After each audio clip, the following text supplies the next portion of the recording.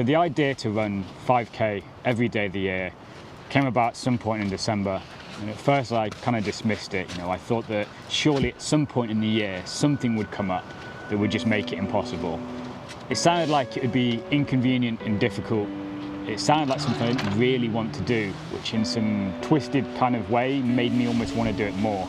It kept forcing its way back into my head over the next few weeks, and the more I thought about it, the more I realised I was kind of just looking for excuses to not do it.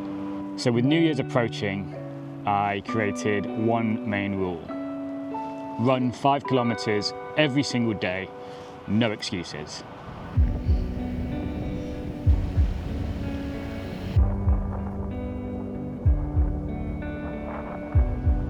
I never really considered myself much of a runner.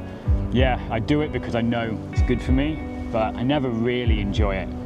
I think I actually only ran 8 times in 2023. So it was going to be quite a big change in lifestyle and movement, but I was kind of relying on the fact that I'm quite active and that early challenge momentum to sort of drive me through the first few weeks until the fitness kind of caught up. Living on the road full-time in a camper van has meant that each day is kind of like a new adventure. I've been able to go out and discover trails around where we're based, immersing myself in the landscape and discovering this little 5-kilometre snapshot of that area of the world. It's been really cool to get out every day, sort of see the world around me and see the changes in the landscape as seasons change, the weather changes. I think throughout the whole year I felt very connected with nature, probably more so than I have in the past. I ditched headphones really early on in the challenge and lent into the silence in the process. I began to look forward to the runs, and it sort of became my escape, my chance to get out and think and process. Running became a daily ritual, and it became the sort of underlying story throughout the entire year. Traveling created new experiences and bigger challenges to throw into the mix. Early on in the year, I went to northern Sweden where it was well below freezing. I was having to run in, minus temps on frozen lakes, my whole face and hair getting completely iced up. Just a couple of weeks after that, I was in Namibia having to deal with 35 degrees Celsius and midday sun whilst running through the desert. And then there was the technical challenges of running through the streets of Rio in the busyness of a city with all those hills and alleyways. I started to notice that the more unpleasant and uncomfortable a run was, the more satisfied I was with it afterwards. And in some way, I was getting excited about the prospect of running in extreme temperatures and harsh weather.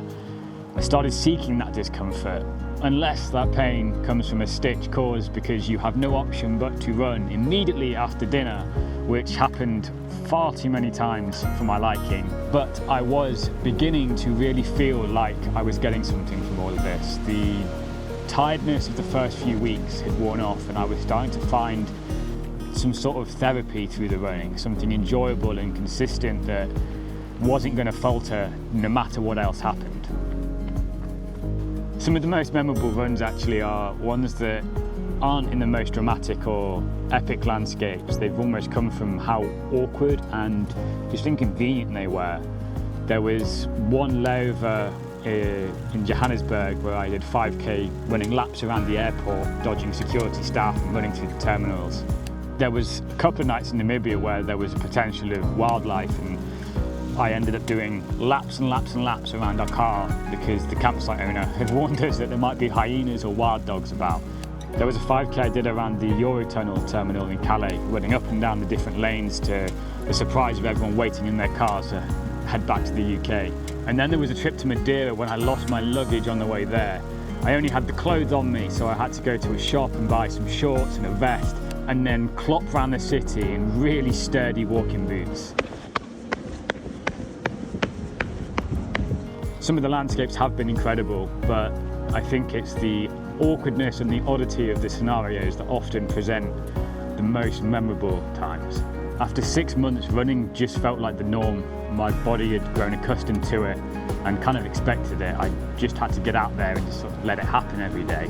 This far in, and having overcome so many mini challenges already, I knew that the only real way I was going to fail would probably be through injury. And this sort of haunted the back of my mind through the second half of the year. Just that knowledge that a rolled ankle or torn muscle could really upset things, it played on me. I knew the riskiest time of year for injury would be when I was in Norway or Kyrgyzstan. This period was filled with so much hiking, camping, constant movement, that my legs were almost always tired and achy, and I know that that's the time when you start getting complacent and letting injuries happen. The scenery was insane, like running through those mountains every day was unbelievable, battling the altitude, the terrain. I was really thankful to come out pretty injury-free. I had one nasty fall in Kyrgyzstan, falling in a rock garden, smashing my shin open. Still got a bit of a scar, but feel very, very fortunate to have managed to actually dodge injury almost the entire year.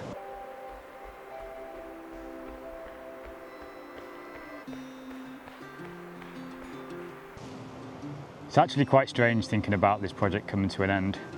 Running's become such a big part of my life and daily routine. It's going to be strange not to have it there, sort of grounding me and keeping me focused. Whilst I'm looking forward to not running every day, I think I will miss it.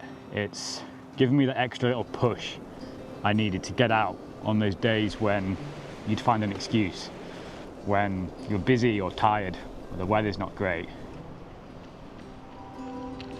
One of the biggest takeaways I think I've got from the experience is that I've never regretted a single run. I've always finished each run feeling considerably better than I did 5 kilometres earlier. Today's New Year's Eve. I'm about to go out for the last run of the year. It's freezing, it's wet, it's windy, but we don't want it to be easy, do we? So let's go get it.